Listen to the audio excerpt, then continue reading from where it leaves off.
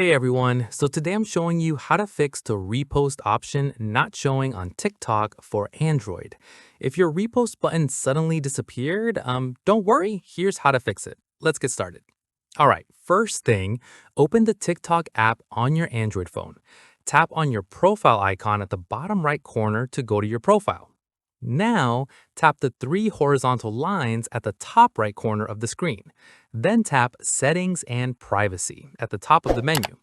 Okay, scroll all the way down until you find the Support and About section and tap on Help Center. Here's the thing, you'll see different problem categories. Scroll down or look at the bottom to find options like Chat with Us. Tap on Chat with Us. Now you'll see a form to report the problem. Tap Report a Problem and write a message like, "Hi, I need help. The repost option is not showing on my TikTok. Please help fix this issue." You can also add screenshots if needed, then tap Send button to send your report. TikTok support will respond within a day or two with instructions or a fix for your account. And that's it. Your repost button should be back soon.